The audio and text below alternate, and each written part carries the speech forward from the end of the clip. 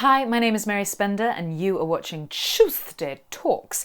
And in this week's episode, I'm going to show off a new addition to the studio and record my next single.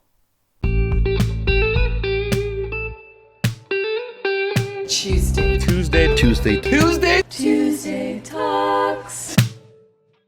So you might have noticed if you've been watching this channel for a while, it's actually quite rare for me to be back in my home studio, but I'm very happy to be joined by two new additions. These two monitors by Adam Audio, the A7Xs, and I've been wanting them for quite a few years. One of my friends at university had them, and I've actually recorded quite a lot of music on these monitors, but never had a pair of my own. So massive thanks to Adam Audio for helping me out and helping me upgrade. But really, in this episode, I am going to use these monitors to record. Obviously, it's very, very difficult to really capture what is going on in the room through my lav mic and my external microphone on my DSLR, but I'm gonna show you how I use them and why this new addition is so important to me. But first, let's go back to a few weeks ago when these lovely monitors arrived and I got to unbox them and switch over from my Yamahas. I have something new to add to my little home studio area. Well, actually I should say replace, because these monitors, which I have had since 2012, I remember buying them just as I moved into my first tiny little studio flat after university. Didn't have flatmates anymore, so and I just got a first job, so I could finally afford some monitors rather than just little Bose desktop speakers, which are not suitable for mixing. But yeah, I've had them since 2012 and they were a real investment, and by God have they seen me through some stuff. Every bit of mixing I have done on my YouTube channel or for demos or for tracks has been done on these.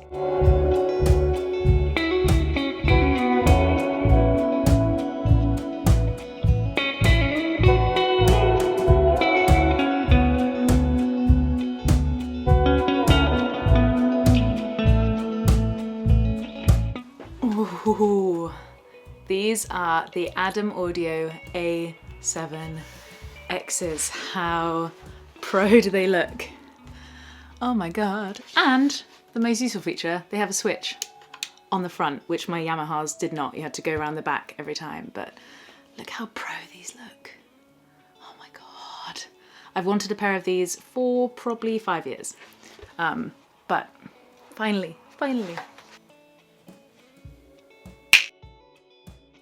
Ooh.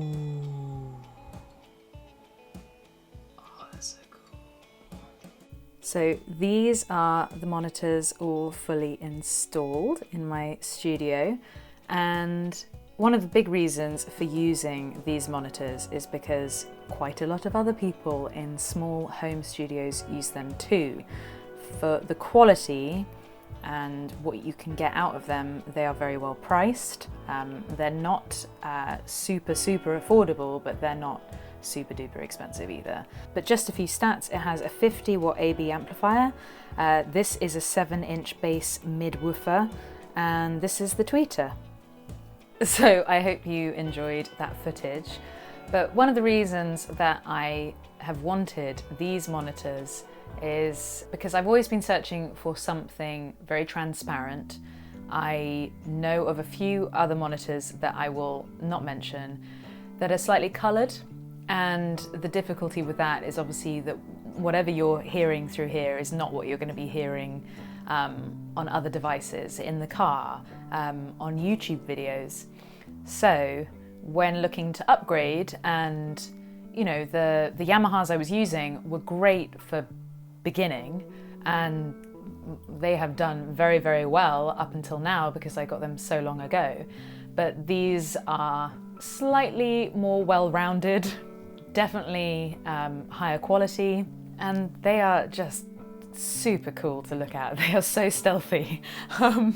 They look really good and they sound really good, and just There are just little features that have already made my life a lot easier, like having the on and off switch on the front rather than on the back. The bass on these speakers, obviously more bass is not the most important thing when it comes to monitors, headphones, earphones, whatever you're listening to, but having that low end in the room while you're mixing is extremely important. And I'm going to demonstrate that now, because pretty much with the majority of what I record, I don't actually listen. I don't listen to it until mixing through the monitors. However, when I record bass guitar, because I'm DIing the instrument, I do listen back, and it's really enjoyable when, you know, I'm not surrounded by a band, I'm not in a professional studio, to have such high quality sound playing along to the track, because it just sort of captures, I don't know, maybe it captures the performance better. From my experience anyway, it just feels a lot better in the room with these cranked up than it has done before. But that's what I'm going to do now. I have been wanting to record this next single for a really, really long time. It's not going to be out for a while, so I'm giving you a sneak peek into it. And do not judge the mixing right now, because it's not mixed whatsoever. This is really, really, really early stages of this song called Primrose, which some of you might be familiar with if you came across my channel through Anderton's, because Lee Anderton and I did a performance of this song together way back. That was almost 2 years ago, which is crazy. And I've had this song for a really, really long time. I've also had the drum parts for a very long time. It's just taken a while to get in the studio. But a few weeks ago, I went to Uptown Recording in Chicago, worked with Rob there, and we got the majority of the track done. The one thing I didn't record was the bass guitar. So that is what I'm going to do now. If you want to be one of the first people to hear this song in its fully mixed and mastered entity, then go and follow me on Spotify.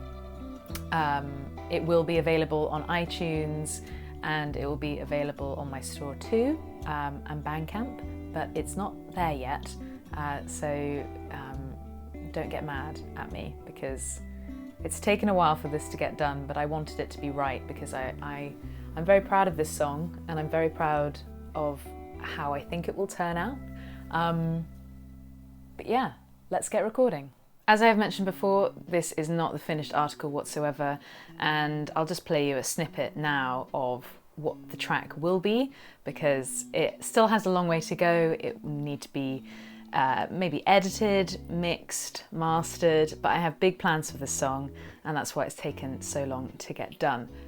But now I'm going to record the bass part for it.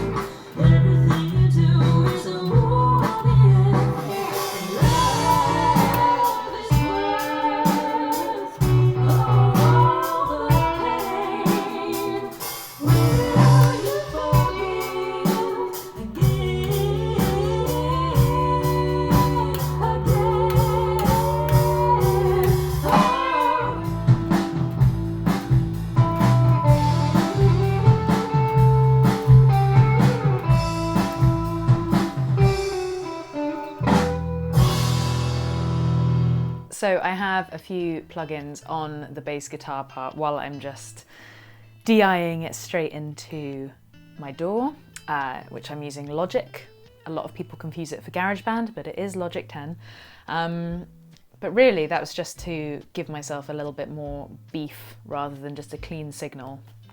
And it is really great hearing it in this room. Who knows how it's going to sound through YouTube, but it's just really nice having some real low end, and yeah, this, you know, this single is very special to me, and there's a lot of work to do, which you will hear. And you know, I can't say enough that it's definitely not finished, but I think it's quite cool to document the process of me getting it done. I am totally aware that this room is not treated in any way, and actually I probably have my studio set up kind of in like the opposite way that you probably should have a studio set up, because this is a multifunctional room. It serves a purpose for videos, and also because I don't do any complete mixing, other than for a few of my videos where I do mix the audio and master it myself before it goes on YouTube. When it comes to professional tracks that go up on Spotify, I hand it over to another set of ears in a professional studio, just to get that glossiness and also to get that other opinion on it too, which is only so helpful when you are basically doing everything yourself. But having these monitors, it's going to change the game for me a little bit. It's going to make things a lot more pleasant, and it's a commitment in terms of where I want to go with my music career, and also all the things that I want to learn, because, you know, I'll never say never when it comes to actually mixing and mastering myself. Maybe mastering is, you know, I trust that masterers need a different skill set to mixing artists and all that stuff. And monitors are a commitment. These will be in my studio wherever I am for a very long time, and that's quite exciting to sort of learn to realize your mixes using these tools, and really getting familiar with them and knowing what works, knowing what doesn't. And yeah, just having a new set of friends in the studio and having something that might inspire you, and also listening to other people's music through these when I am working on emails. Oh my God, it is next level. It is so good. It's so good. You really start to hear things as they were intended.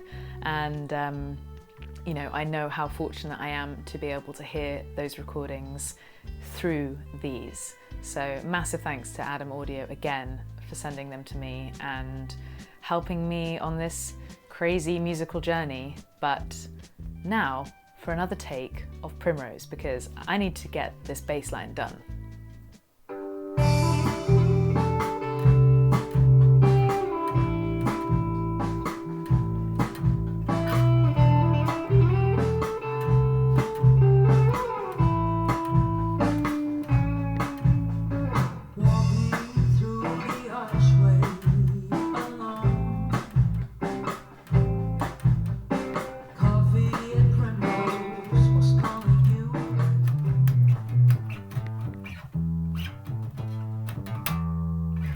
Thank you so much for watching this video. If you haven't already, please subscribe to my channel. Give this video a thumbs up and comment below with what new piece of gear you've got that has inspired either some songs or some recordings. But otherwise, I will see you soon.